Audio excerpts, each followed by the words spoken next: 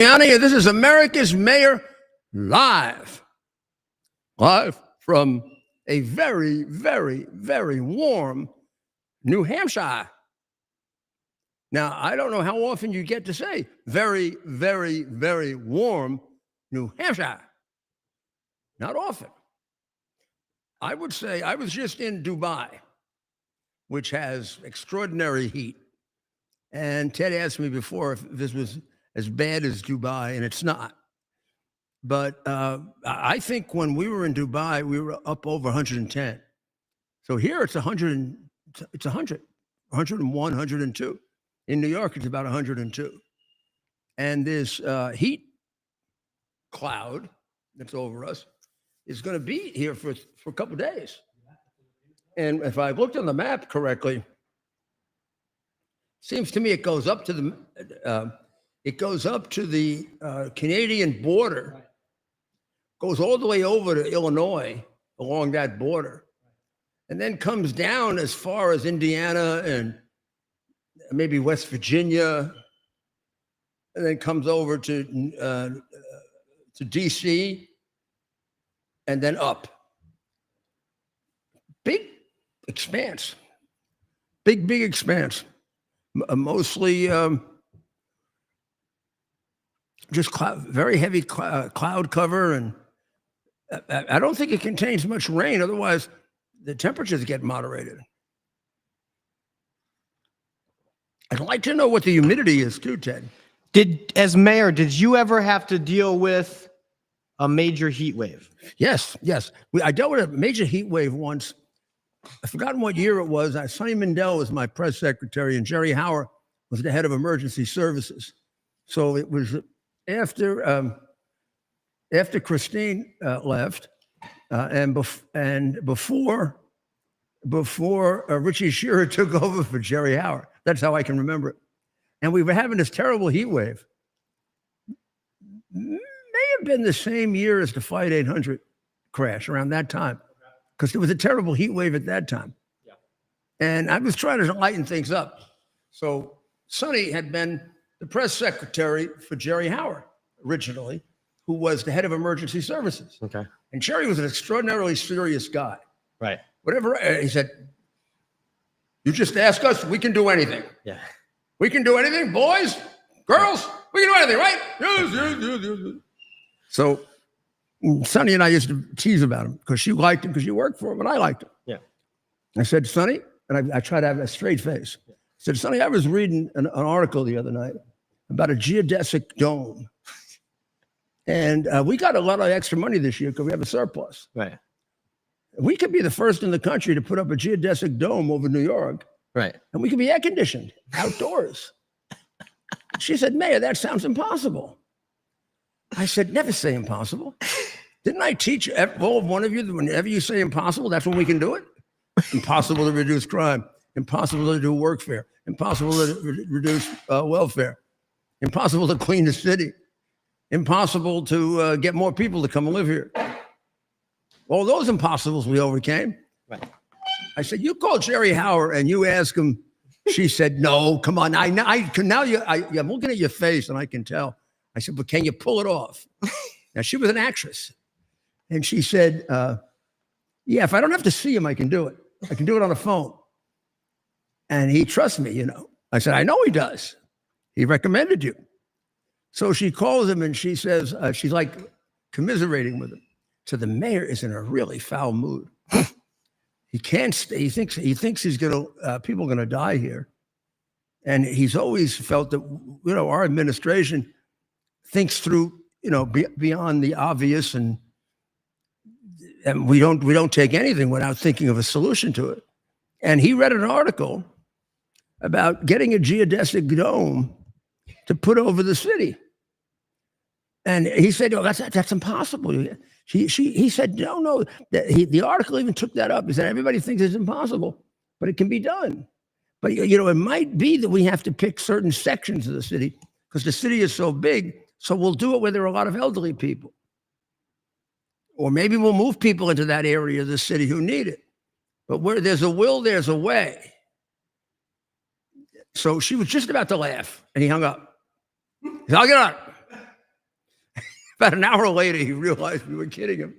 But he spent an hour. God forbid there had been an emergency then. And the jerky mayor had put him off on this stupid thing because I was playing a practical joke. Man, I bet your office was, getting things done, but definitely some good camaraderie, some jokes. Had great camaraderie. We loved each other. There's a certain morale that you get in a reform administration, Republican or Democrat. I you're a part of observed it something from afar with Kennedy. Right. I observed it right in the middle with Reagan. Right. And it had and Trump. Well, Trump is different. Trump Trump supplies most of it, and particularly the first administration. He didn't have great people in the first administration. I see what you're saying. Yeah, it's extraordinary that he accomplished what he accomplished. I used to say that to him. You got a bunch of traitors here, and number two, all they do is attack you every day. You got to respond to it. If you ever get back to normal, you get back to normal, you'll be a big failure. Wow, you know what he said to me? He said, sometimes I think that's true. I think it makes me concentrate better. Interesting. But you had people you trusted. I mean, you probably I had people that I had worked with before a lot more than he did. I think this administration is closer to that. Yes, because he learned, he knew the ones that were good. He could move the ones that weren't. And he had 4 years off. You know, when you've worked with them before, you know what you can get out of them. Yes. Like Jerry Howard, I could have gotten a geodesic job. Wow, that's a good point, Mayor. And the president, he's someone you've known now since the president has really demonstrated this week what it means to have a president that can manage. A lot of times they say, oh, it isn't important for a president or a mayor or a governor to manage as long as he can set the tone and the morale. That's not true. It's still a business. I mean, it's still it's an operation of people. You want to call it a business, you don't have to. And the buck stops with you. It's a complex group of interreactions between people. Yes. That have to be managed in the right way. If they're managed in the right way, you save lives and you save money and you create a much better atmosphere. If you don't manage them at all, they get to be chaotic. Would you say you were managing your staff, or is that where you have to have a trusted number two or a chief of staff? Because your chief of staff is critical. Takes a lot of pressure off you. I mean, you can do it without a chief of staff, but you're going to work twice as much, and you won't be as effective because the chief of staff. But first of all, you have two people doing the job instead of one, and second, the chief of staff can do things for you that sometimes maybe you shouldn't do because you'll create terrible animosities. Like that's a very wise. It's really better not to have to lecture somebody when you're the mayor or because you don't want to break the relationship, not so much of trust, but of respect and affection. Yeah. So it's much better to do it. And I'm pretty, and I all my other jobs, I was pretty tough. As U.S. attorney, I was very tough on performance. So I had to learn to sort of stay out of it a little and let Peter. Well, there's something to be said about that. Or Randy Mastro, or there's something to be said about that when you took it seriously when you're the DA in Southern District of New York. You can have friends. You might like a guy, but if he's not doing the job, sorry. So and I think in watching you, and I know you hate when we do this, Mayor, but watching you, get to know you here, you understand people. You understand people. Well, I mean, isn't that how you operate through? You operate through people. So a president has to know how to manage people. The thing wrong with Democrat presidents, it's really true. Now, maybe presidents, we occasionally get a talented one, but I mean, I can't find a Democrat mayor that's worth anything. And I mean, but they don't know how to manage. They literally live in, and I think it's goes along with their political philosophy. It's an entirely unrealistic, impractical political philosophy. Look at this guy's Mondami who's running. He wants to have, I think, free lunches. For everybody can get a free lunch. Well, who's going to pay for that? Oh, sounds good. You'll get some votes, right? We don't have a high enough tax rate in the city. We're losing people left over right. And here's his plan. You want to hear it? Pardon me? Here's his genius plan. You want to play Mondami? Mm-hmm. Here's his plan involving, I believe, grocery stores. A network of city-owned grocery stores. It's like a public grocery prices are out of control. Grocery prices are out of control. The cost of eggs and milk has skyrocketed. Some stores are even using dynamic pricing, jacking up the cost over the course of a day depending on what they can get away with. It doesn't need to be this way. I'm Zahran Mamdani, and as mayor, I will create a network of city-owned grocery stores. It's like a public option for produce. We will redirect city funds from corporate supermarkets to city-owned grocery stores, whose mission is lower prices, not How price do you gouging. redirect funds? These stores will operate without a profit motive or having to pay property taxes or rent, and will pass on those savings to you. Grocery prices are Wow. First of all, how is he going to give them money? He's going to take money from the private stores and give them to the city stores? That What money literally he gonna- is we don't straight up. give- Is he some kind of a nitwit? I mean, That's straight out we of- don't give the city stores money. I don't, well, unless we do that now. I never remember. Go ask John Castamatidis if I ever gave him any money for his Aristides. for Gristides, right? Or for any, the city does not, as far as I know, unless the crazy, insane, corrupt Democrats did this. But I don't know of any city that gives money to private grocery stores, like hands them money so we can take it back now and give it to city ones. What the hell is he talking about? Taxing them more? We tax them plenty right now. And you're going to tax food? I mean, a lot of people can't get to the city stores. They're going to have to rely on. And this doesn't have the whole thing because it's a deceptive ad. But I heard him being interviewed about it, and he said you're not going to have to pay anything for it. You can go in the city store and get the food for free. Who's paying for that? The suckers who are working. The ones who are not working don't give a damn. They're going to get some more things for free. But the suckers who are working are going to have to pay for it, and less for their family. It's what creates the bitterness that rips societies apart. It's at the core of why socialist and communist societies always end in violence, because it's inconsistent with human nature. Human nature inherently reacts against unfairness. And it's unfair to say to each according to their status, and from each according to their contribution. So basically, everybody gets the same, but people are gonna some people are gonna work and some aren't. Well, if you're the lucky one that works, there comes a time, if you're normal, that you become very bitter, because you're probably not making a lot, and you're gonna have to give a lot of it for the guys who stay home and they act like Biden. They go to work 4 days a year. And then they stay on the beach and nobody recognizes them. Ted and I would always comment on that. I think you were the first one to notice it, Ted. And you noticed it because, I'm going to say something that's a little, please, I hate saying this, but I'm going to say it.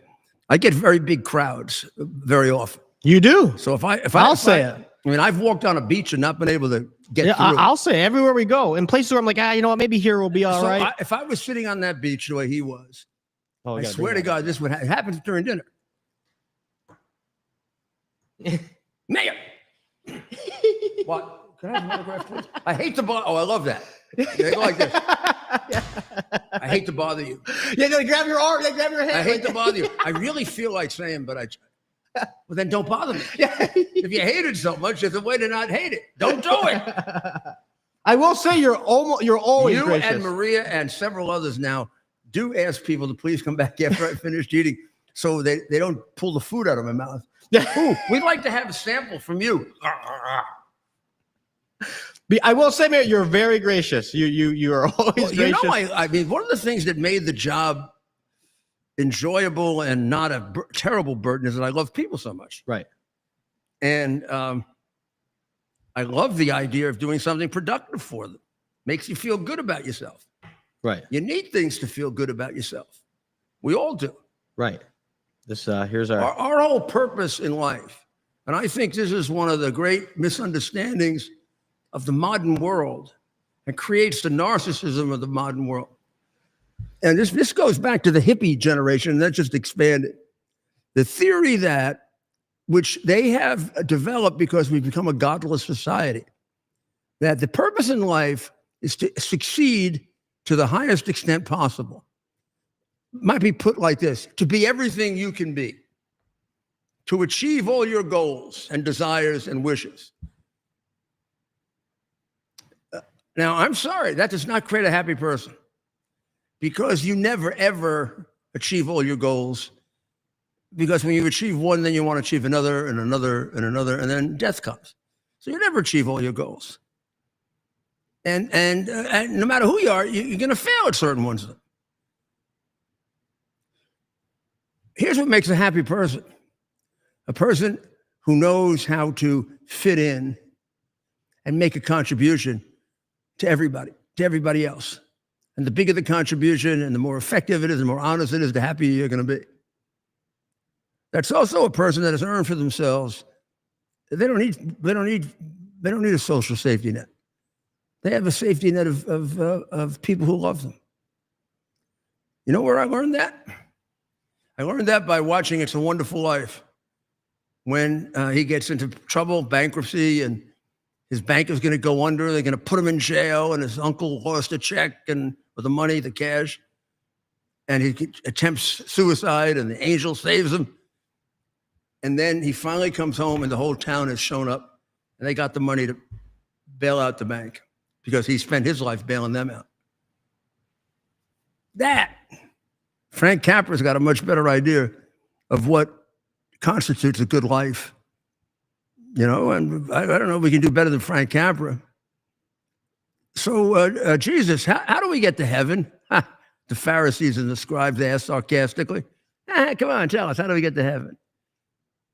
He said, well, I didn't come here to contradict the laws and the prophecies.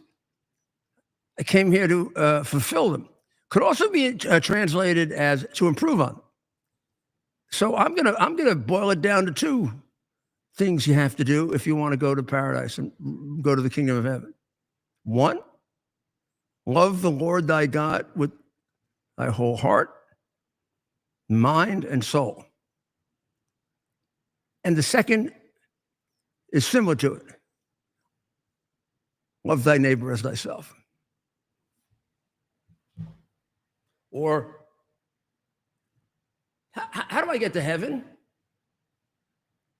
And he would point to the little boy that's crippled. What have you done for him? What does that matter? Because that's the way you're going to be judged. He that is kind to the least of my brethren will be saved. What that means is you avoid enormous amounts in psychiatric bills if you find your place in life where you feel comfortable contributing something that is meaningful to people. And that can be very different for very different people. There's no one. You don't have to be like a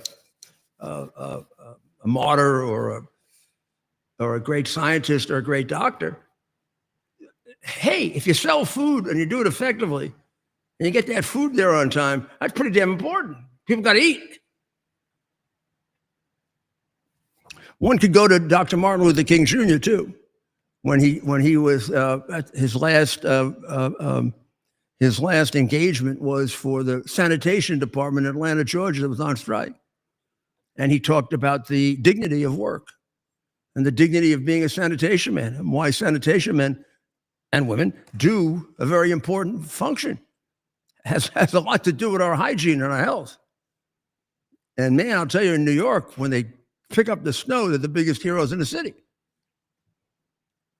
So just a little philosophy tonight, because we've had a tough week, haven't we? And it's not even beginning. And I'm a little nervous. I have to share with you, Ted. I'm a little nervous that we're doing this ceasefire so quickly. I would like to have seen more. I'd like to have seen more deterioration of the Ayatollah's regime. And I think, we've done a lot, but Israel hit them like hell today.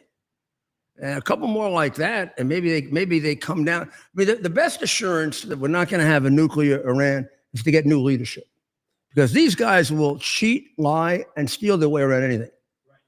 I mean, you could put the entire army there and watch them, and they'll find a way to cheat.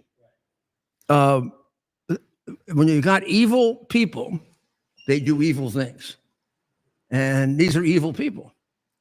And I don't understand the reluctance in regime change. I know that evokes a lot of things that we did that maybe we shouldn't have done. That doesn't mean that you don't do it when it needs to be done. Right. The fact that we did regime change terribly in certain places, does it mean that it would have been unwise if we did regime change with Hitler? Of course not. Or would Iraq have been done better if we had prepared the nation building much better? Don't tell me we can't build nations, because you don't know the history of the 20th century then. You don't think it was hard to rebuild Japan after the two atomic bombs? I know they're a more advanced society, but Iraq is not the wilderness. It's not quite Iran, but it's still a well-educated country with a lot of productive people. Iraq could have been handled much better if we had taken the model of Italy and Germany and Japan, one better than the other, and followed it, which I'll give you some basics, which included holding on to most of the civil servants and make the determination which ones really supported Hitler and which ones were just automatons doing their job, not even paying attention much to, half our society probably can't tell you the basics of politics. You just don't follow it. And when it gets bitter and whatever, they even fewer follow it. And when press lies like this, they get turned off even more. So the reality is that they can be very much affected by things. So I mentioned before that the son of President Uribe of Colombia, Senator Michael Uribe, was shot at a campaign event. He was shot in Bogota on June 7. He's gone through 4 surgeries.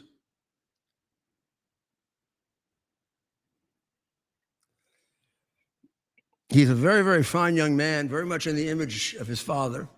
His father was one of the greatest presidents of Colombia.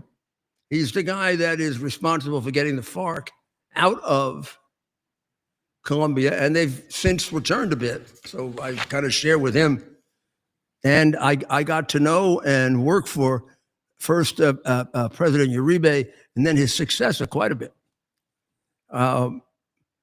And he's one of the great heroes of South America, the dad. And the son, let's hope these are not serious injuries. And we're going to try to find out was this a politically inspired anything. He's right wing.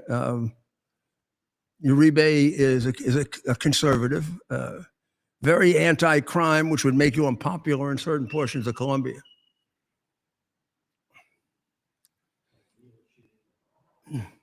Reminds me of the Bolsonaro family also. He has 2 sons that are in the Senate. Have you met him? Oh, yeah, I met him. That's someone I want to meet, Mayor. I cried with him. Oh. I met him 2 weeks after he was shot and lived. Oh, my goodness. Yeah. My goodness, I forgot. He was also shot. Yeah. They don't fool around. So I have the New York numbers here. Today, it was supposed to be, I don't know if it hit it, it was 102 degrees in New York. Tomorrow is going to be 97 in New York, we're talking about. And Thursday is going to be 81 and cloudy. So it is going to go down to a normal number. It's only 2 more days, if that 80 holds, 2 more days of excessively high temperatures. Yeah. Here's the live. 102, 97, and 81. And and you should take it seriously. It's dangerous. Exertion at a time like this, you can be in the best of health, and you don't know what's going on completely. So there's no reason to do something you don't have to do right now. Just wait until Thursday when it goes down to 81. You're showing pictures of New York. Yep, Yeah. Just on the heat wave. I found this person's walking around during the heat wave. Looks like he made his way inside to get a Starbucks. So hot out. Where did this come from? This is just on YouTube actually. So we have somebody people do this. I've done this before where they live stream. It's pretty interesting. Right, and it'll go right through. This is Manhattan. You probably recognize this area. There's still pictures, right? No, this is a video. This is a kind of like. Well, why is it a video like that? It's not moving at a regular speed. Right. This one is now. Well, yeah, it's kind of going on and off here. We'll take that off. So, is it correct that both Israel and Iran declared victory? Yes, that's right, Mayor. Both sides declaring victory soon after. We'll play. This is Prime Minister Netanyahu. Declaring victory. This was, I believe, late last night. Well, השגנו ניצחון היסטורי, והניצחון הזה יעמוד לדורות. הסרנו מעלינו שני איומים קיומיים מיידיים. We have subcaptions there for our non-Hebrew speaking audience. איום ההשמדה ב-20,000 טילים בליסטיים. So if you read that, he's saying that this was a clear victory. Says the program has been set back by quite some time. Well, there's no doubt about it. I mean, they set back the program in a number of respects, and of course, the Trump attack was the coup de grace. But they did many, many days of very effective attacks in comparison to really very unexpectedly benign. Right. Now, I know people got killed and they destroyed buildings, but for the number of rockets they used and the time they did it. Right. This is a celebratory. They've done no permanent damage. That's right near where my office used to be. That's in front of Trump Tower, I think. No. Well, we're used to seeing those sorts of marches right there in New York City, but this is actually in Tehran. That's Tehran? That's Tehran, but you're right. No, We've seen images like that on Trump Fifth Tower right there. Well, we have seen stuff like that in New York with all these foreign flags. It looks a little like those protests I went to. Going downtown on Fifth Avenue. Right. So what we're seeing here, this is the Iranian regime, of course, lying to their own people on state television, declared some sort of victory. And as our friends have explained to us, it's not hard for the regime to get a few thousand people out in the street when necessary. So this is Iran state television, our IRNA News, showing a crowd in Tehran declaring victory as well. Wow. That's and they're using the same language they are referring to as a 12-day war and declaring a great victory over Israel and the United States. And they've really been playing up on state TV the capabilities of their military, right? One thing they're really promoting here is that they were able to keep up toe-to-toe with Israel, which we know just simply is not the case. So that ceasefire totally benefits this regime. They're the only. I feel like they're the only ones that win with this thing. If you look at their total inability to do anything to stop our attack, it tells you that they're not a militarily advanced society. And they're afraid. And they're afraid of President Trump. That's why they told Qatar what they're about to do. You can say our planes were stealth bombers and difficult to. They weren't doing much against the Israelis. I mean, they think about what they were declaring victory on because one of their 200 missiles landed, right? They were cheering because they had to launch 150 missiles just to get two or three to land. And then they declare victory. They got the benefit of stopping us. They were going down to no missiles. Right. That's why we knew that. I knew that 2 weeks when the president said 2 weeks. We didn't say it, but we knew it. To give him a break. They didn't have 2 weeks worth of missiles. I'd have let it go for another 2-3 weeks. Let's see if we can get him out of missiles. Yeah, I mean, you would think. And the reason, not to be mean and not to be, because we got to get rid of him. We got to get rid of, we have got, bombing missiles, having an agreement not to do missiles and inspection is not anywhere nearly as effective as getting rid of the madman, who is the inspiration for it. Well, so he can lie his backside off. That's right, Mayor. And I still need to confirm this. But we're hearing that Iranian state television, the government over there is telling the people that the nuclear program is going to continue unabated. Nuclear program. So what program?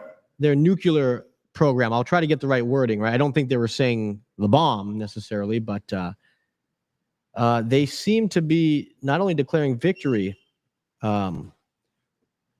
but kind of thumbing their nose at the spirit of wanting to negotiate.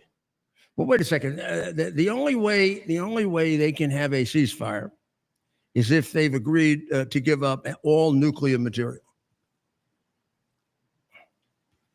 Have they agreed to that? That is what we're. If they haven't, we should go back and hit them again. Right. So we are. Well, this is the Iranian atomic chief saying this. That this is from the Times of Israel. Mohammed Eslami says Iran prepped in advance for damage to the nuclear sites. Oh, that's crazy. And also said that arrangements have been made for its restoration. Quote, the plan is to prevent interruption in the process of production and services. So Tehran is going to restore its nuclear program, Iranians' atomic chief vows. They're going to restore the nuclear program? That's what they're saying. So they're not saying weapons. How can they have a ceasefire? The president has said under no circumstances are we going to agree to them having nuclear weapons. A nuclear weapon. So I think what they're referring to is no, have nuclear. He was talking about nuclear enrichment of any kind. So this certainly flies in the face of even the spirit of negotiations. He was making it very, very clear they can't have nuclear capacity of any kind. It's too dangerous.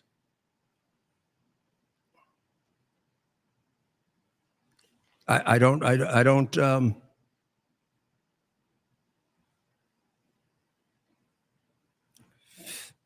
So their attack created the attack by Iran created no casualties, one minor injury. I mean, that's completely pathetic. It means they don't have an effective military of any kind. So I don't know why they want to be in wars. So Hakeem Jeffries says that the Democrats weren't given a heads up about the bombing. Once again, they have records showing they called them. They called Schumer. I wouldn't. And they couldn't reach him. He was probably, who the hell knows where he was? I don't want to say. Well, look, I'm not saying this is what happened, but if I was told you got to call the Democrats and the Republicans, Ted, this is happening imminently, maybe I'd find the number that I knew they weren't going to answer, right? Just to kind of say, look, I did it, but they weren't there. Let it ring a couple times, right? And then hang up. Look, Mayor, there's some real concern of what they would do with that information if they were given it to her earlier. Yeah, I know. They're all against us. And it's the lives of those pilots at stake. And it's unfortunate because I can't see someone on our I don't want to say that. I can't see somebody aligned with President Trump doing such a thing, right? Where their side, there's a real risk that they would do something to embarrass Trump or to meddle with the plans. I wonder. Ali Reza is still here. Yeah. Anybody got out of the prison yesterday when they hit? Was it Evan prison? They hit. They opened the front door. You must have some people in there. There must be. I can't imagine there aren't MEK people in that prison, right? Is that a very bad prison? It's the worst prison where we have prisoners. Hmm? It dates back to the time of the Shah. I remember the name. I remember that name from the books that I've read about the Shah.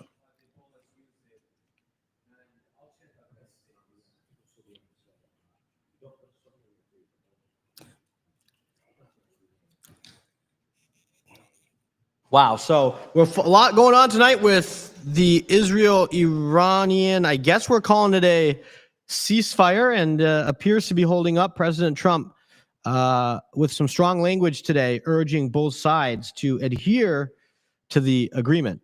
Maybe we'll hear, this is some words. This might give us an idea of President Trump's, maybe his frustration. I'd like to get your reaction, Mayor. Of what? To the president this morning, and some strong language he used regarding the ceasefire. Let's hear it. This is the I president. know he used this the morning. F word.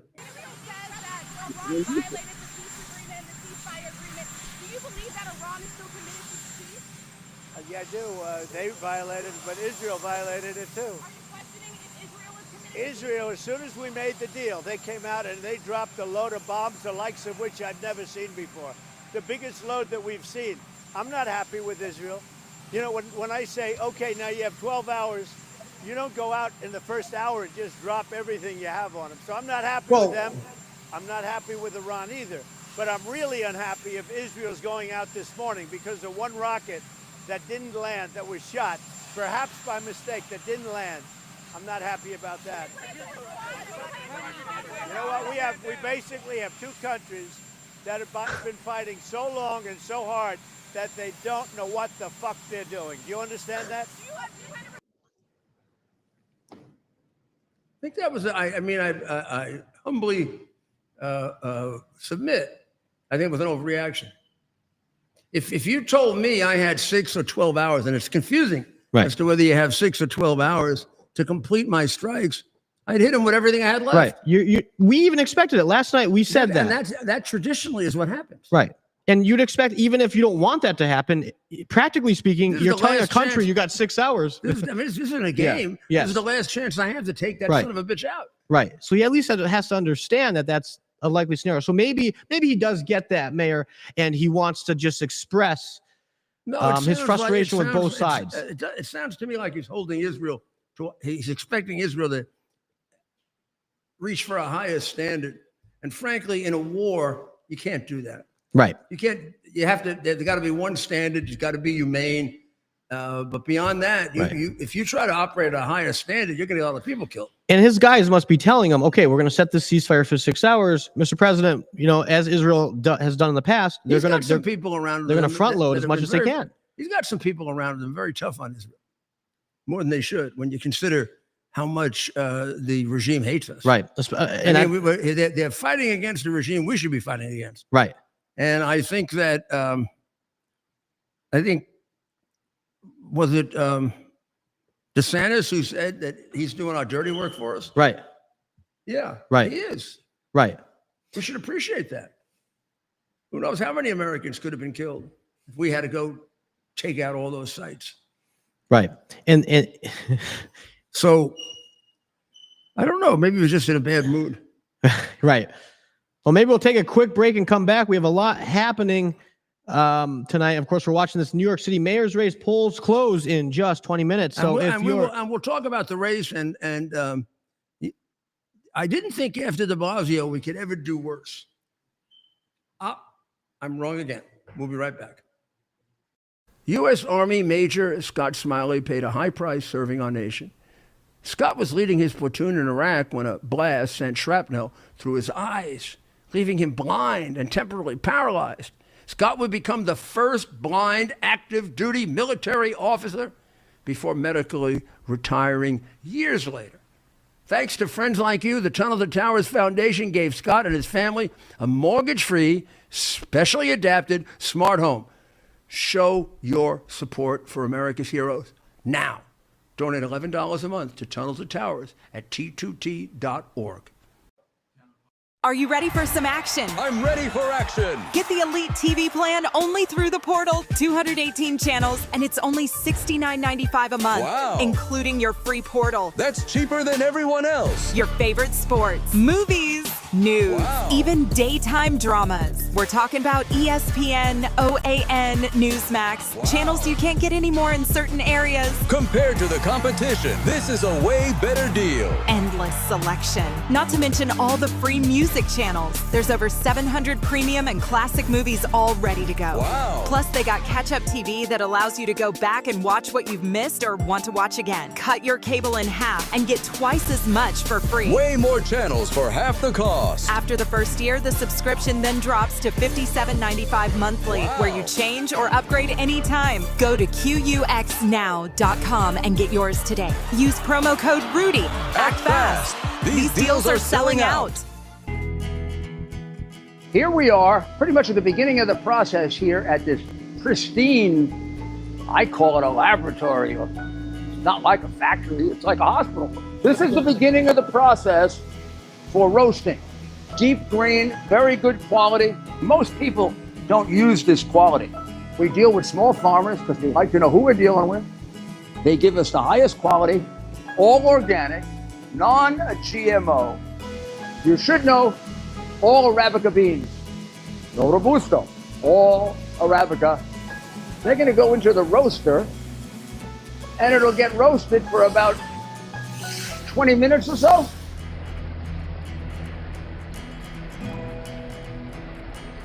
Oh my goodness, look at these. My goodness.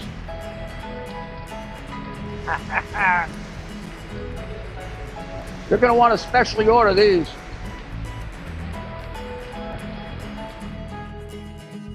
This is what goes into Rudy's coffee.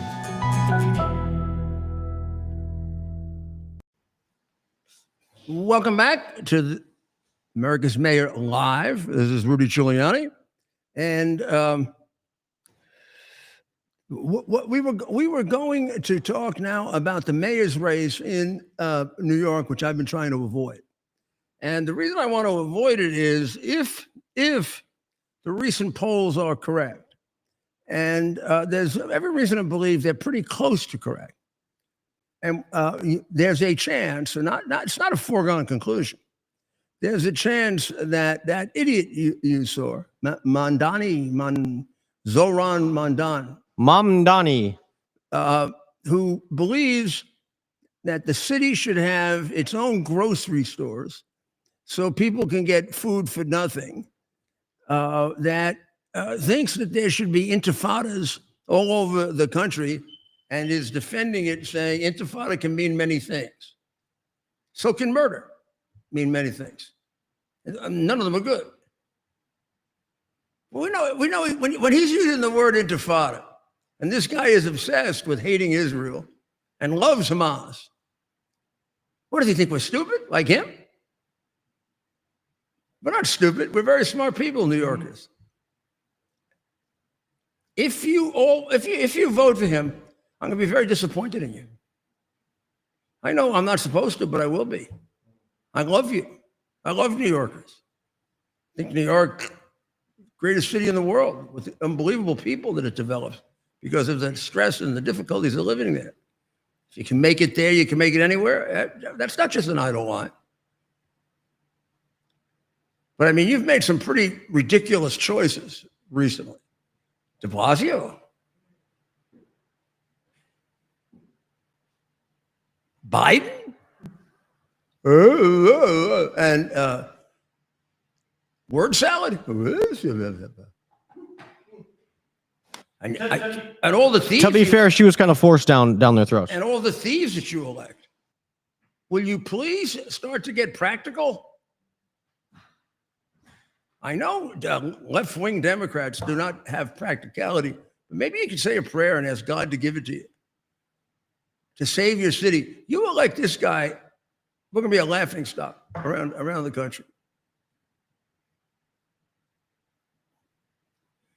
A socialist for mayor of New York City? Gosh, I mean, the city thrives and survives. And just listen to me. By having a lot of wealthy people here that contribute all the हमारे money. शहर को affordable बनाऊंगा. New Yorkers मुश्किल से afford कर रहे हैं रोटी, कपड़ा और मकान. मैं ये सब बदलने के लिए लड़ रहा हूँ. Rent free bus.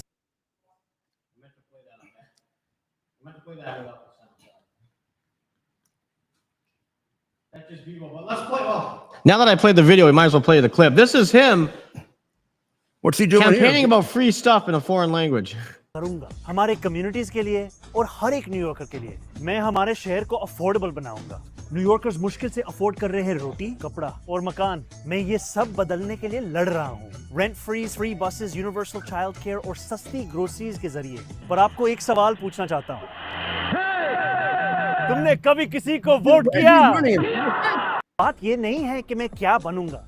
बात ये है कि मैं क्या करूंगा हमारे कम्युनिटीज के लिए और हर एक न्यूयॉर्कर के लिए. मैं You got to be kidding me. He's talking in Palestinian or Arabic or? Yeah, well, it's definitely a. He's running in America. I know he hates America, but he's running in America. Where do they find that jackass? Who the hell voted for him?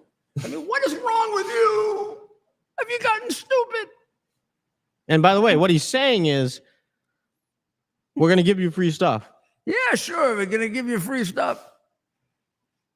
That means all of you who work are going to get crapped on even more.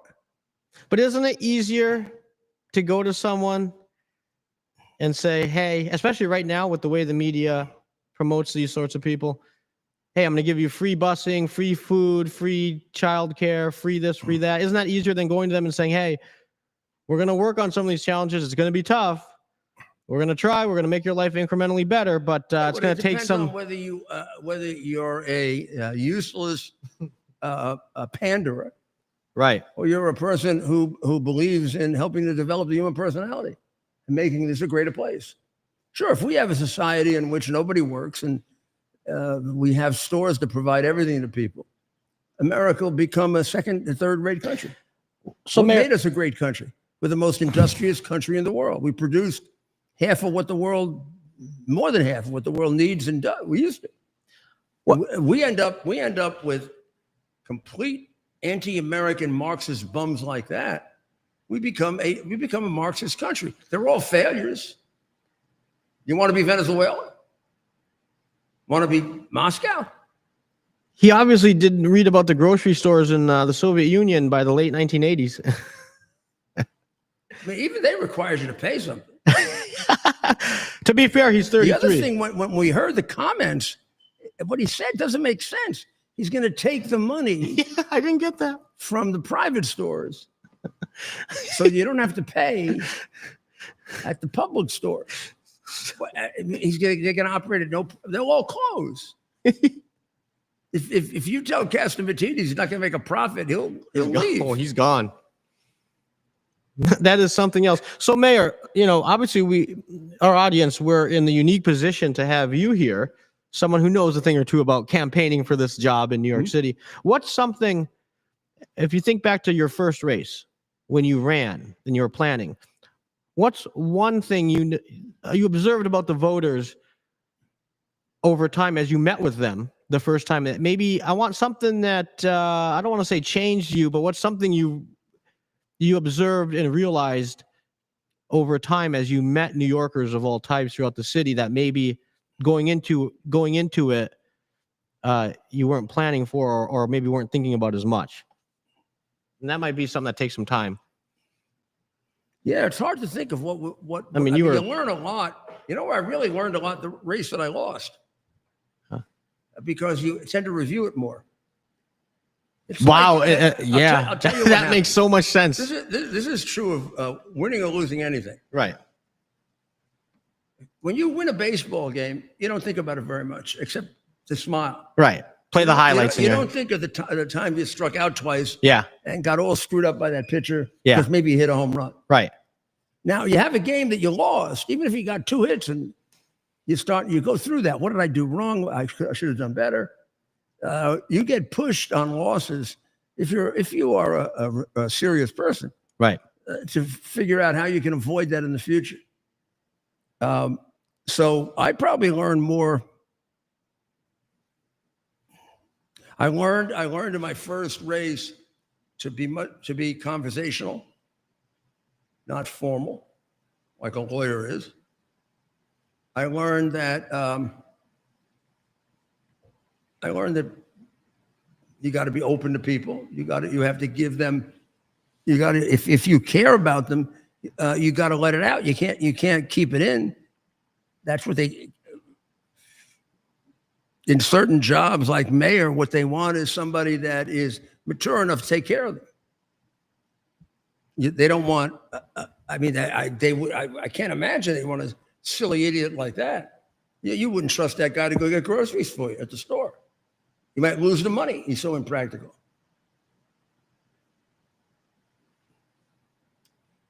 So I would say that is the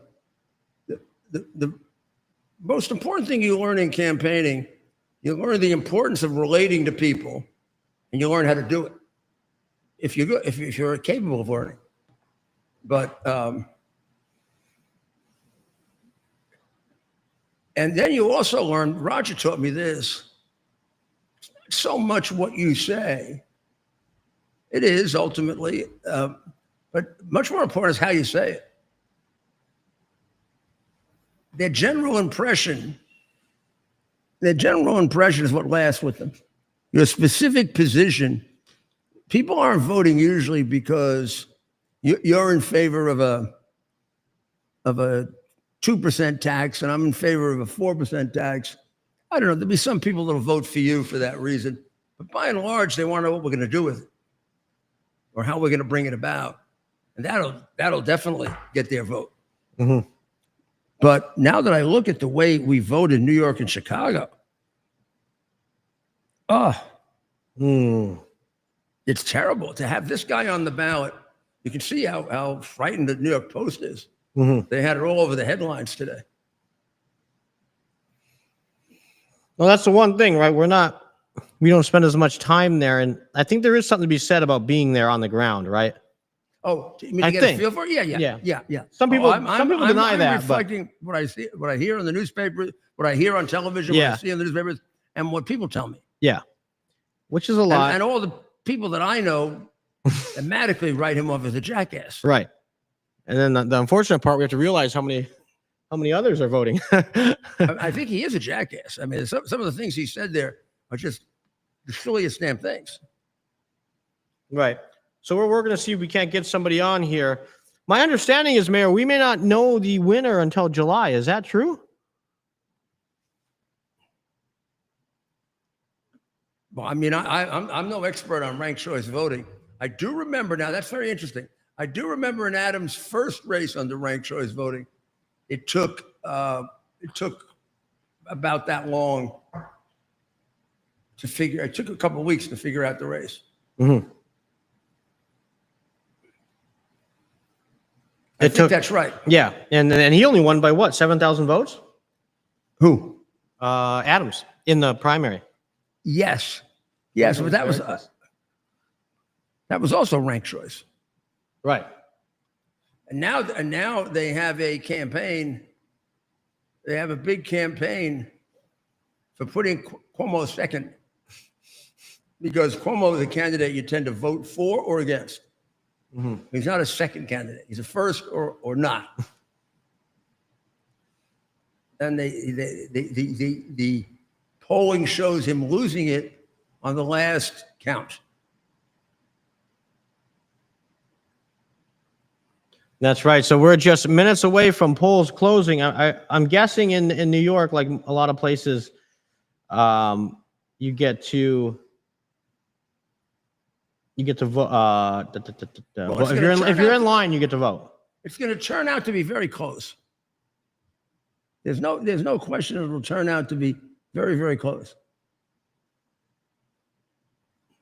So we're following it here. We're seeing what updates we can get, how that works here in New York. So we're following that. The polls are closing. We're just minutes away. Mm-hmm. But we want to warn our audience, we do not expect a final answer tonight. Oh. Some say if Cuomo gets under 40 tonight, it's going to be Mamdani's. So we're going to watch closely here. We're following this very closely. Again, the race coming down to Cuomo, the former governor, and Zoran Mamdani, a city council candidate who happens to be 33 years old. Who? Mamdani. So that's the one thing that as a fellow 33-year-old. 33 years old. It's a good. Yeah, I know what you're going to say about that, Mayor, but that's the one thing I share with this man. He's your age. Yes. Huh. So we're watching that closely. We're, of course, following Iran, Israel, the latest there, the heat wave hitting the country. And comment below. Let us know. Questions for the mayor. We're taking questions. Again, New York City. And yes, we know this is a local election, but the mayor's race, I don't necessarily think, Mayor, and I got to get your view I wonder on what this. the turnout will be. But I don't necessarily think this is a reflection of the national political wins. Do you? No. I mean, New York's... No. A race like this, particularly at an off time of year where people aren't used to voting, will have a very low turnout. And it's New York City. Although it was a contested campaign, that'll raise it a little. It really wasn't an interesting campaign. None of the candidates were very attractive or compelling. Right. Cuomo is running on his name recognition, not on his charm. I mean, whatever else you think of Andrew, there's nothing charming about it. No. The one thing he had going for him. His brother is charming. Yeah. But Well, really, I will say about his brother should have been the politician. Yeah, yes, but I will say about Andrew, I don't know a damn thing about the Cuomos besides Chris being on TV. During COVID, when Andrew started doing those daily updates, they were silly, but I could tell this guy is positioning himself for something, right? Oh, yeah, sure. The national, Sure. and that's when they took him down. Well, that was his best. Mhm. I mean, That's when he was at his obviously it best. wasn't. He was doing a lot of things wrong, but at least on the surface, It it looked like he was at his best. And I think that's when the Democrat Party took him down. I mean, he took himself down. He was an inept leader. However, isn't that when they kicked him out of office? He was thrown out, wasn't he? Well, he was, but I mean, I don't know if the Democratic Party did it or some enemies did it, because they came up with two different allegations. And I think the more serious one, the party would not have done, because it implicated too many other governors. The COVID stuff. I think it was the women and the COVID. So that's my thought. Maybe so you're right. It's not necessarily the party; it's just his political opponents. So something that could happen to that your opponents would do to you. But your point, that's the reason, Mayor. That's why I bring this up. The more serious charge that affects public policy would be his COVID, his disastrous COVID response, as opposed to these allegations, which I'm not saying we don't. I think that the charges with the old people is very serious. Yes. And I think it's very serious that it hasn't been investigated properly. Right. And I'm not going to accuse him of this because I don't know the answer, but I do know it has to be answered. And that is, how much influence did his chief fundraisers have on him to trust those people in the nursing homes, because they make more money that way? Because at the time, the nursing home industry was complaining that we're losing a lot of money. So if they could grab some COVID bodies, it'd be great for them. Now, that would be very interesting if that were the case. And I'd be happy to listen to an answer to it. But I think that they have to, it's like Tampon Tim. Until and unless they answer the questions about his extraordinarily suspicious relationship with China. Yes. The sake of the country, not for the sake of putting him in jail, I can't do that. I'm going to assume that he did it, because everything looks like he did it, that he was a spy for China. Right. Now, if there's an explanation, I'm happy to hear it and be talked out of it. But I wouldn't give him a low security clearance, much less a top security clearance. Spy is a loaded word, but Mayor, there's no doubt by rule he was capitulating to the communists. As an American teacher, you don't get to go to communist China and teach what you want to teach and expose these students to the greatness of America and capitalism. That's right? true. That's true. He goes there. He's basically in effect, he's told what he can and can't say. I'm almost sure of. And so he's in a way working with them, right? Yes. He is in a way supporting and promoting their way of life. And he speaks so proudly about his time there. Ted, I don't see a camera on you. Yeah. So tonight, well, the problem tonight is the lighting. Come sit over here. I'll come Oh, over. you have to work that Yeah. board. Tomorrow night we'll make it work, Mayor. You know, today, and our people don't know this, but I'm sure they're not surprised. The mayor has been going on now. We did a 2-hour special before our 7 o'clock show. We've been here since 5 p.m. on air. I've been meaning to do this for some time, and that is to do some additions of Here's another shot right here. of common sense. And we did one. And we did one with Ali Reza Chesadardi, who We did. is the deputy director of National Council of Resistance to Iran. And I'll put one over on me, see what happens. we'll see Yeah, we'll see how it does. I hope it does well. So we'll show you just for a minute here.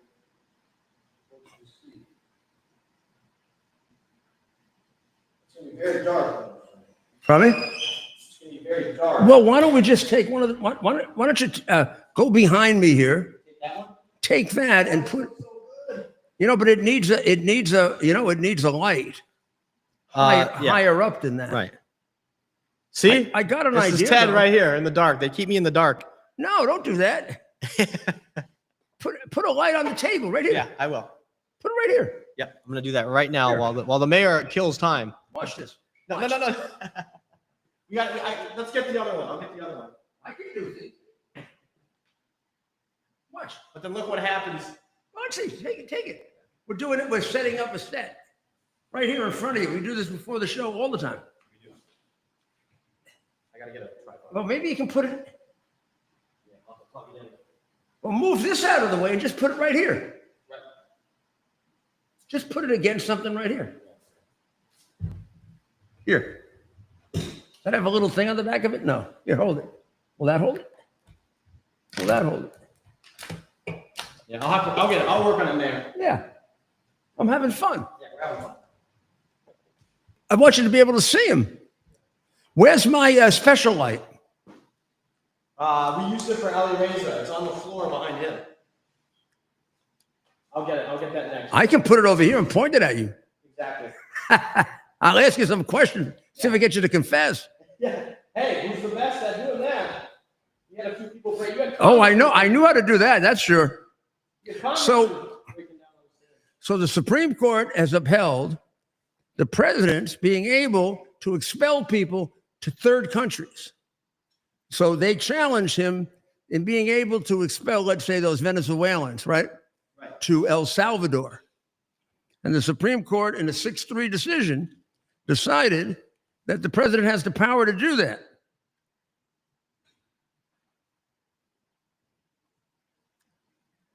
And the reason that's important is this indicates that there are 6 votes for the liberals would say an expansive reading of the president's power under the immigration clause.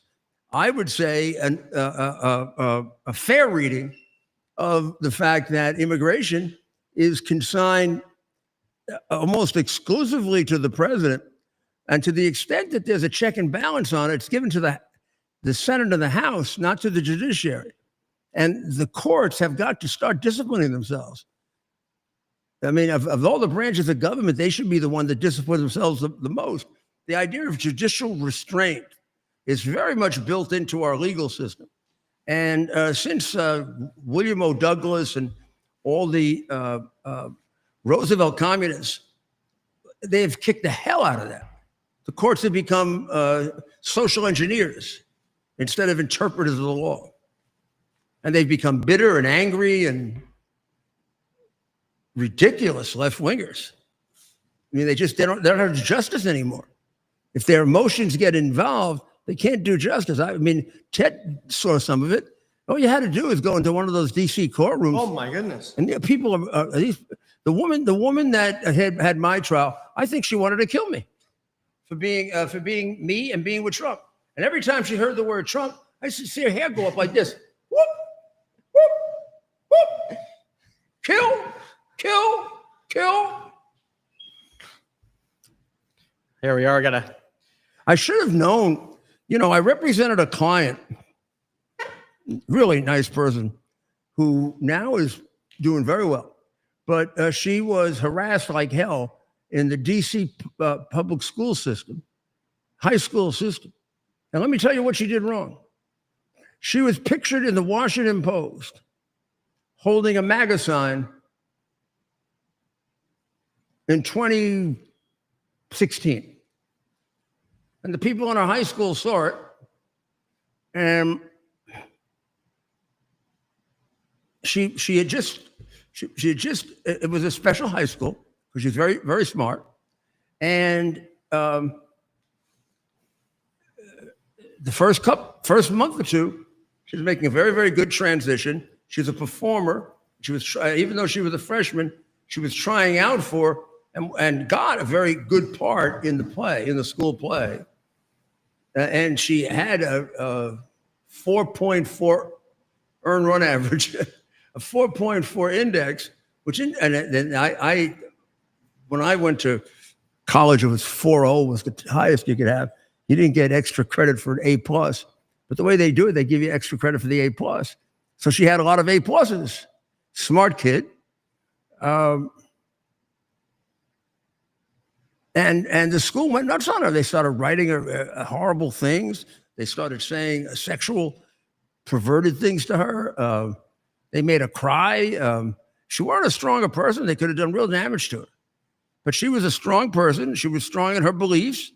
And now it sounds to me like she's doing fine. But I mean, I wanted to take the case to trial. And I said, I let her make the decision. I said, you got to decide whether you want to go through this because it may not be worth it. You got to measure the grief they're going to give you against the reward you're going to get. And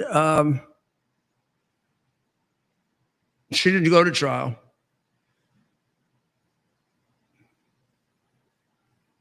I don't know what actually has happened. I think we settled it.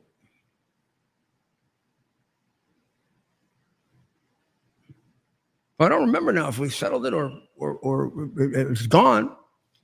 But we never went to trial. And at first, she wanted to go to trial. But I always felt it was my obligation to let her know that that in a case like that, the press is going to treat you like a horrible person because you support Trump. And should they do that? Of course they should. But I mean, they do, and it's a reality. And the District of Columbia, of all the courts I've been in, and there've been some pretty bad ones, the District of Columbia takes the cake. Well, we got the worst. Right. Well, going back to this race, Mayor, we've had a few members of our audience point this out, that you mentioned that Chris should have been the candidate or the politician. So are you suggesting that Fredo should have been the candidate? No, I'm saying he has a more engaging personality. Yeah, no, of course. He has more of the person. We had some friends text in that are watching, asking. And I'm really concentrating on a rather superficial. Yeah, of course. But important. But that matters. Yeah, I mean, let's face it. The more colorful or the more engaging. I mean, what part of Trump's success is he's a very interesting guy. He's a very engaging, very interesting guy. Right. And even if you don't like him, you got to kind of like him. That's right. I mean, he's got a very accessible personality. He does. He's not let's say he's not a stiff. And that again bothers me, right? The way the media covers that. As someone who's been around him enough the last few years, he's very gracious with his time. He wants people to feel welcome, and his staff at every property of his goes above and beyond for everybody. Right. Whether I'm with the mayor or not, they treat their guests with the utmost respect. And that's why we missed the hotel in Washington so much. Well, I mean, the you Trump should. Hotel. So now, Ted, that works on the face. I know. So what would that need? Would need a light on the other side? We need a backlight. I could actually move my little border here. I'm going to move that over and see what happens. Well, I wonder. And I can get that light. No, but honestly, Ted, it looks okay. It does. You look like you're getting. You do look like you're getting ready to confess to the NYPD. Let's see how Like when you look in the window. Right. Say, oh, that's got to Ted, wrap around Ted, all the way. Can you give us some proof of where you were at 11:30 last night? Probably here. Yeah, probably on the air with the mayor. Anyone can testify to that? Yeah, probably the mayor. I could tell. I didn't hear you go out. Oh yeah, the mayor. I think the mayor. This is fun. The mayor, because we work late. We work late every night. I think he thinks I like sneak off after he retires for the night. Man, I wish. Well, I don't know if I wish. I mean, I'm on your side. I'm not against you. Exactly. I know you're on my side. It's almost, I think you're like hoping for better stories when you ask me, what did you do last night? Yeah. I would tell you. I tell you when I give you the inside scoop. Besides, it's more fun to go out with the mayor than without him anyway. So how are my Yankees doing? They went through a terrible losing streak. And they still held on to first place, which is pretty good. Pretty good. You notice how that LA story has gone away with the it's amazing how big stories can overwhelm other stories. And it really does show you the value of a war story.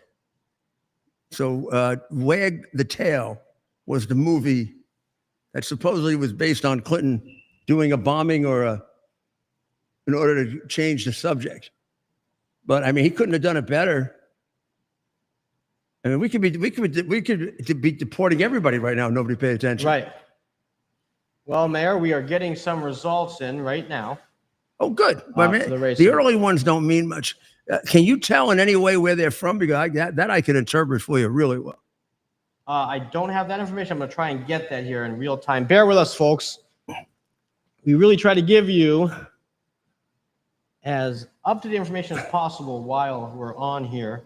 So these numbers just coming in. I'm typing them in so you can have them on the screen.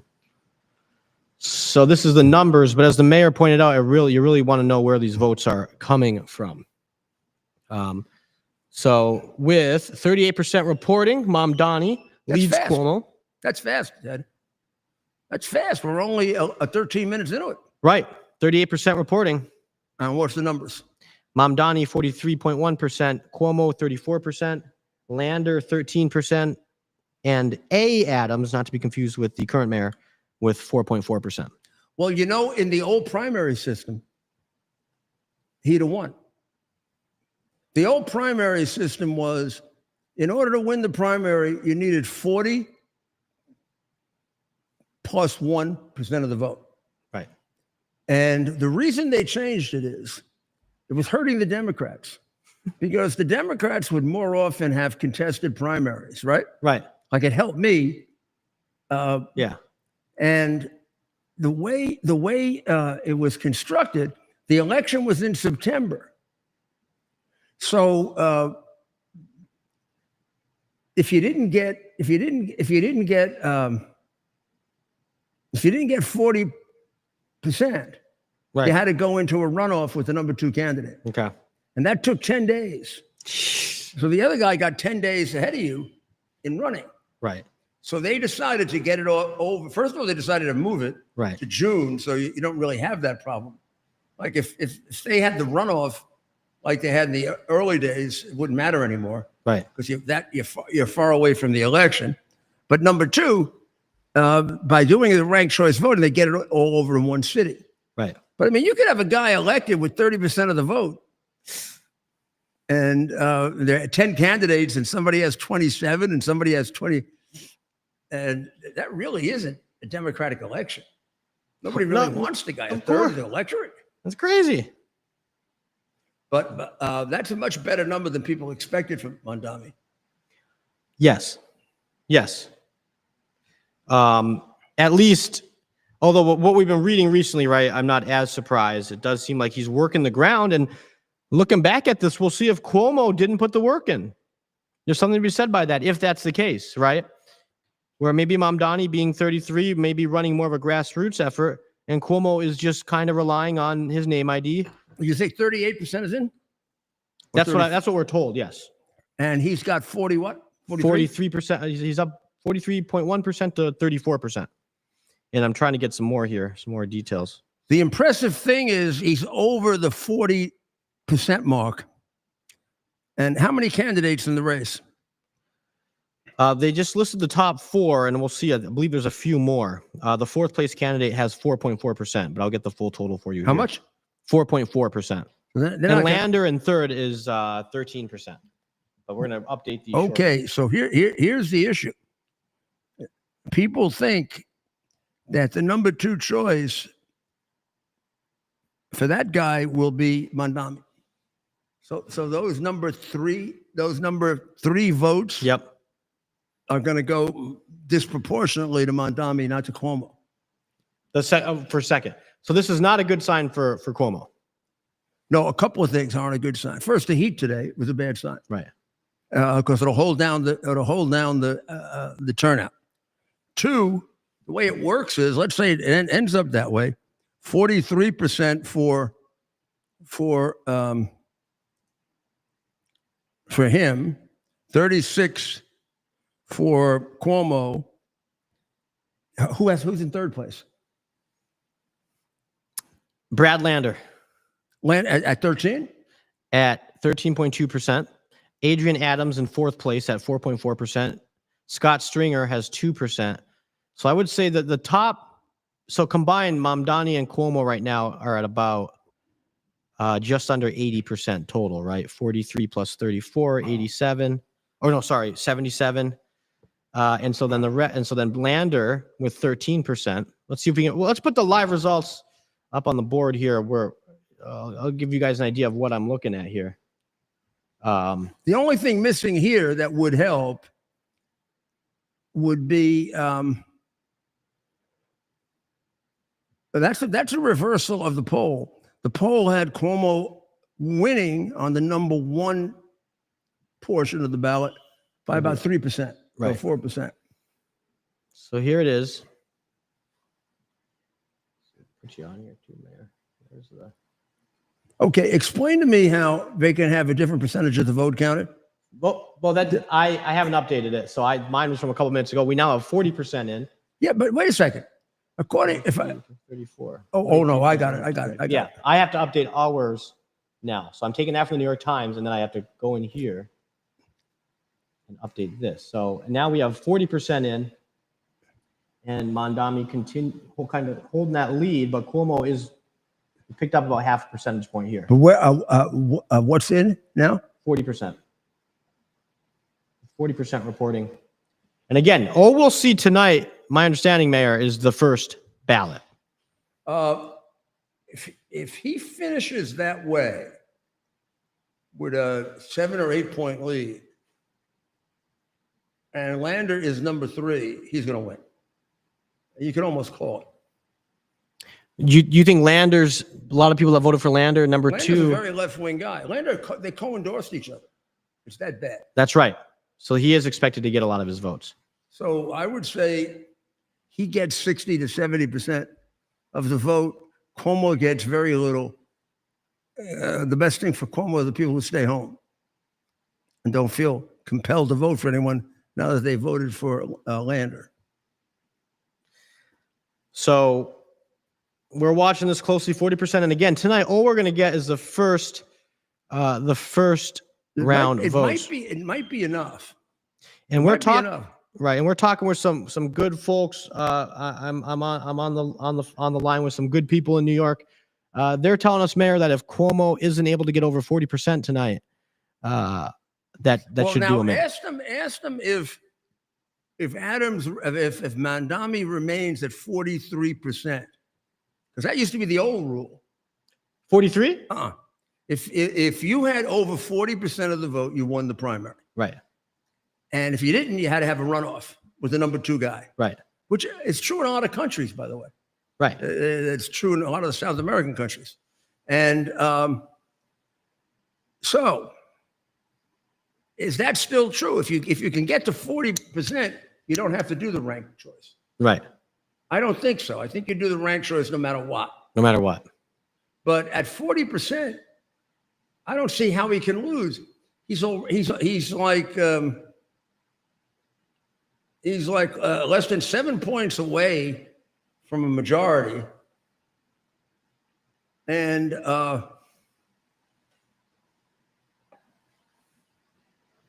don't see how he can lose unless there's a real reversal and everybody make Cuomo number 2. Right. So we're watching this closely again. Just watch that 40 number. We're being told that if Cuomo doesn't get over 40 tonight, he's in bad shape. Is it over? Yes. So I'm told. I mean, it's not literally over, but the folks that I trust outside of Mayor Giuliani in New York on politics, they're saying 40%. And I'm guessing anywhere around 40, even a little bit ahead, will be a problem for him as well. But they seem to think that Cuomo might be able to pick up some. I think some folks might see Mamdani. They may not like Cuomo, but some folks that don't have Cuomo as number 2.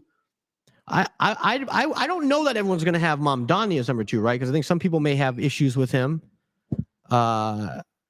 Whether it's you're part of the Jewish community in New York and you're voting for a Democrat. Well, I think Cuomo is so well known. He's either going to be number 1 or he's going to be all the way down or not even on the ballot. You don't think there's some folks, and this is what I thought when we were talking to one of your friends. I don't see Cuomo as a number 2 choice because he's too well known. But that might be why he is a number 2. Maybe some folks are just voting for one person they like. That person's off. They're like, all right, Cuomo, I know that name. But can you believe voting for this guy? No. 43%? No. I can't, however. Don't you have to raise the question, what's wrong with the people in New York? However, when you think about it, Mayor, the media is going to cover him with kid gloves, right? The media is going to cover him with kid gloves. The people are going to just see him out there promising all this free stuff. And we know that works to a degree. I mean, Democrats, that's part of their playbook for decades. Give them a relief from their student loan. Right. And then have it taken away twice. They still vote for you. Right. So he's clearly putting in the time. You even tell them that you know it's unconstitutional, but you're doing it because they're a bunch of jackasses and they won't be able to tell the difference. Right. So we're watching this. Let's see if we have any more new numbers here. 50. Okay, so now we have a big jump. We now have 51% in. Ooh. And with 51% reporting, let's bring that up. And what's the number now? Here. With 51% reporting, Mamdani leads with 43.2% to Cuomo's 35.5. So he went up. Is picking up votes. But he also went up a tenth of a percent. He went up a whole percentage point. Mamdani went up 1/10 of a percent. 1/10 of a percent. That's right. He was 43.1. He's at 43.2. That's right. So we're keeping. Write that down. Yeah, good idea. Write that down. And we have another jump here now. 54% is in. Yep. 54%. Mamdani 43.5. He's going up. Cuomo 35.4. He went down. It went down. And so it is interesting when Democrats want to get those votes in. I have to tell you, this is the fastest I've seen it come in New York. I mean, even when there's no fooling around, you got to really wait until about 11:30. Do you think is there early voting in New York? Yeah, there's early voting, and maybe more folks are early voting. Is this integrated with the early vote? That's what we have to read. I'm going to find out if the early vote is counted because that would obviously that would have put Mamdani way ahead. Yeah.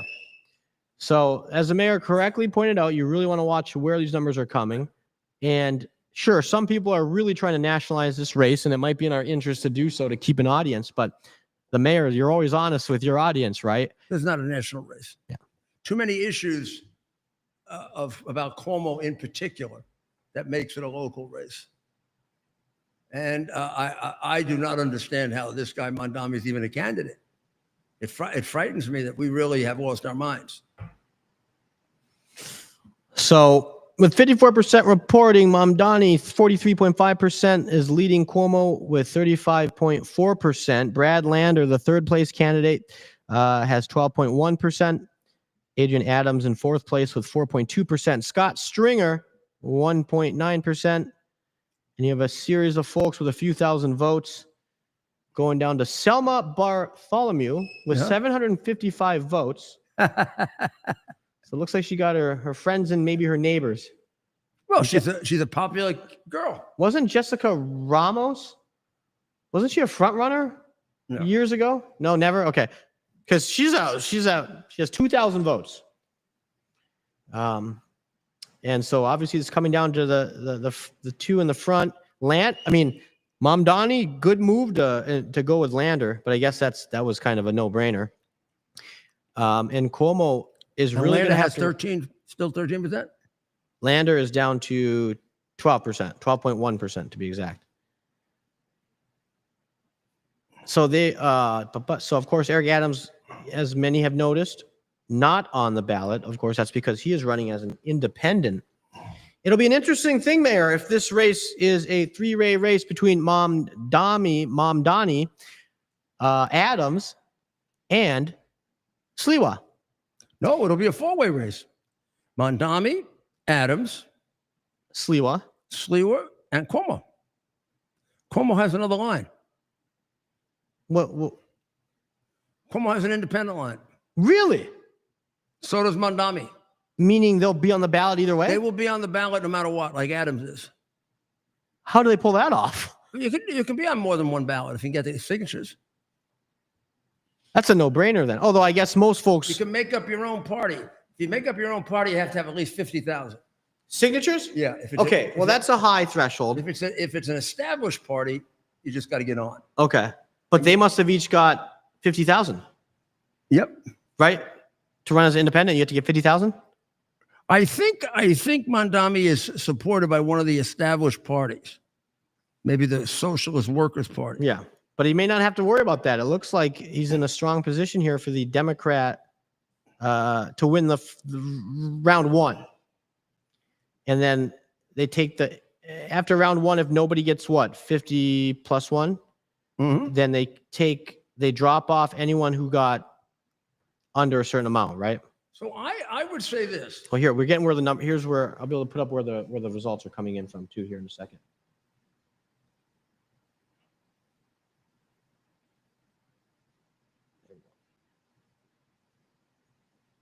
I would say that if Mamdani has 51% of the vote, right? Right. And then they recalculate the second, third, and fourth votes. Right. And he doesn't win. Yeah. They have acted unconstitutionally. The majority of the people wanted him, and you're taking him away from him. Right. That's interesting. So here we are. You got this cockamamie scheme where you don't want to waste time with another election. So the Bronx, with half the votes in, you see Cuomo leading Mamdani significantly. That's the Bronx. Where? In the Bronx. In the Bronx, with half the votes in, Cuomo 53%, Mamdani 32%. In Manhattan, Mamdani leads Cuomo with 61% of the vote in, 39% to 33%. In Queens, Mamdani is ahead of Cuomo, 47% to 38%. That's with 2/3 of the vote in. In Brooklyn, Mamdani is absolutely crushing Cuomo with 59% of the vote in. Mamdani 50%, Cuomo 29%. And then Staten Island, Cuomo leads Mamdani. By how much? 47% to 36%. Unfortunately for Cuomo. Wait, did you tell me 37-36? No, 47-36. 47. Cuomo. And? 36, Mamdani. Remember, this is a Democrat primary. Yeah, but the Democrats in Staten Island are pretty conservative. Well, yeah, just like our parents' generation of Democrats were pretty conservative, right? I think you have a black vote. You have a black vote in part of Staten Island. And cops. So they might go for Adams. Well, he's not in this race. Not in this race, but I'm saying in November. So Staten Island mayor, 88% reporting. So that's not good for Cuomo. He has a lead in that borough, but almost all the votes in. And of course, Staten Island, there's about 20,000 total votes, and that's 90% of them in Staten Island. Manhattan, Mamdani leading, and then the Bronx is where Cuomo is really hoping to pick up some votes. There's about 42% outstanding, but he's, it's going to be tough. And so he's really going to have to rely on this second round and hope, in defiance of what the mayor and so many others are saying, hope that people put him down at number 2. Who? Cuomo? Yeah. I think it's a very, very real long shot to put him down as number 2. Right. He's too well known. Right. As I said, I think he's a guy that you either like or you don't. Right. So we have new votes in now, 62% reporting. Mamdani, 43.8. Cuomo, 35.4. 43.8, 35.4. 43.8, 35.4. Well, that's getting closer. It is. It is closing. Well, 43.8, 35.4. He actually did increase his lead by a few. Well, he's leading by decimal. 9.1% on the first ballot. Yeah, he's got a significant, right. You said 8%, right? That's much better than I thought he would do. Cuomo or Mamdani? No, that's Mamdani. Yes. Much better than I thought he would do. Yeah, until I saw what was going on these closing days, I saw some big celebrities endorsing him, which I know doesn't always make a difference, but I just think in a New York style race, Mayor, what do you think? If you can get someone who's popular in like a borough or something, I just think it's just so different now than when you ran.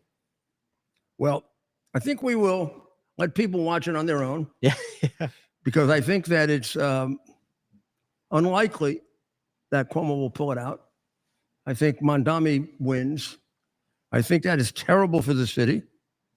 I think it is, unfortunately, and in the worst way possible, very good for the Republican Party, because this will play out over the rest of America as, what the hell is wrong with them? Why don't they elect Khrushchev or something? That's what you got here with this candidate. And bear with me with my just a little teeny lecture. I believe it was Hamilton or Madison who said, a democratic election only works if people are intelligent. If we end up with an uneducated country of emotive people, they're putting in office people that make the Soviet Union look good.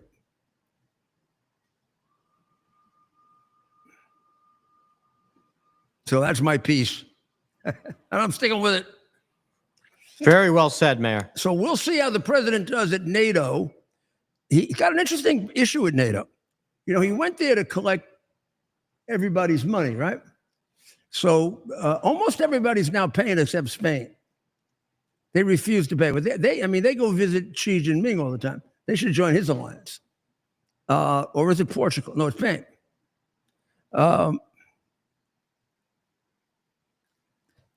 He has said that I hasn't said it, but he sort of suggested that the reality is that Cuomo, from what I could tell, once removed, but I do read the New York papers every day, didn't run a very good campaign. Who? Cuomo. No, Mayor, that's cut. Yes, absolutely. He was relying on his name. Do you agree with that? 100%.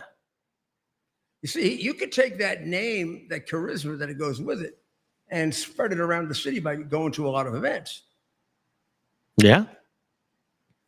Being out there. Maybe his campaign decided the guy's not likable enough. It'll hurt. You made that joke once, right? Some candidates have this issue where the more they go, they lose votes. This is Max Schlocky, and I'm running for controller. And you should vote for me because I'm the smartest person in all of New York City, and I will be able to fix your money better than all of the controllers combined times whatever it is. And I'm not going to say any more because I can't think of anything else to say. He wins by a landslide. Well, thank you very much for listening in. We count on you to keep our show going, and we love you for that. We're going to get another update here now. We're going to keep these updates coming. You'll have the best information. Just stick with us. With 70% of the vote in, Mamdani maintains his lead, almost the same numbers, 43.8 to 35.7%. And that's with 70% reporting. So it looks like this will be going to a second, well, obviously a second round, and we'll really have to see. We'll have to see if. Why do you say it's going to a second round? Well, not a second round, but they'll have to count up. They'll have to look at everyone's second choice. But I'm just a little unclear. To win, do you have to be over 50% or over 40%? It used to be over 40% when they didn't have ranked choice voting. Yeah, I'll get that answer for you. And I thought that was a pretty good compromise, because less than 40%, it really isn't the majority's choice. Or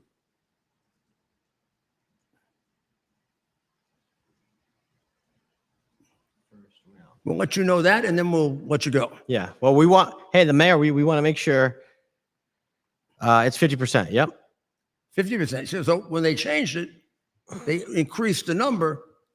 And when you have a big field like that, it's very hard to get 50%. Right. So you're always going to have this crazy counting system. Right. Which really isn't very transparent. Yeah. I mean, it's hard to understand it. Not a fan. So we'll keep everyone up to date. Maybe check our X account. The mayor will put something up if we. Yeah, we'll put it up, and right. We'll say, used to be a nice city. Right. So you can squander your greatness by picking communists. That's right, Mayor. So stay with us. We'll keep you up to date here. We got all our papers. Do you have your papers? I have my papers. We're going to see you tomorrow night at 7 and 8. 7 on Lindell TV. 8 on X. And we'll have plenty more to talk about. Oh, yeah. About all the crazy things that are going on. We'll see if right? Cuomo Who knows what'll happen. We'll see if he can have a Stonewall conversation. Well, the president's going to NATO. He's got to make some news while he's there. Come on. Well, the issue I was going to cover before was he was pushing them all first to get the 2%, then 3.5. Now they want to go to 5. And there's a question: is he going to put 5 in? Isn't that funny? Yeah, I love that. I think he's forced to, isn't he? Yeah. I mean, he looks like he was just bluffing. Yeah. I love it. All right. Well, we'll keep everyone up to date. Follow us on X for everything on the mayor's race. I may not want to inform the mayor of the final results. He won't like it. Yeah. Let me sleep. Yeah, I'll let you get some good sleep, Mayor. Let me sleep. I'll share the bad news in the morning. Yeah. Well, at least we'll likely know. I'm going to end saying, Jesus, you've put us through worse. Please deliver my city from the hands of irresponsible, unreasonable, silly people. Okay, please. The city needs so much serious work, and these are clowns.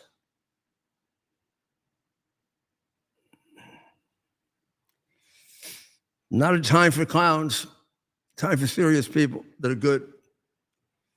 We love you, and we'll see you tomorrow night. God bless America. It's our purpose to bring to bear the principle of common sense and rational discussion to the issues of our day. America was created at a time of great turmoil, tremendous disagreements, anger, hatred. There was a book written in 1776 that guided much of the discipline of thinking that brought to us the discovery of our freedoms, of our God-given freedoms.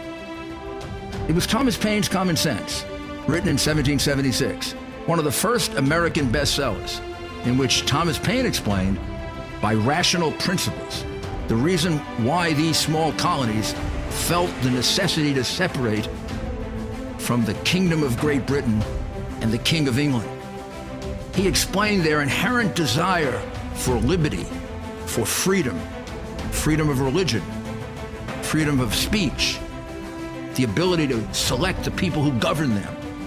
And he explained it in ways that were understandable to all the people, not just the elite. Because the desire for freedom is universal. The desire for freedom adheres in the human mind, and it is part of the human soul. This is exactly the time we should consult our history. Look at what we've done in the past and see if we can't use it to help us now. We understand that our founders created the greatest country in the history of the world, the greatest democracy, the freest country, a country that has taken more people out of poverty than any country ever. All of us are so fortunate to be Americans. But a great deal of the reason for America's constant ability to self-improve is because we're able to reason, we're able to talk, we're able to analyze. We are able to apply our God-given common sense. So let's do it.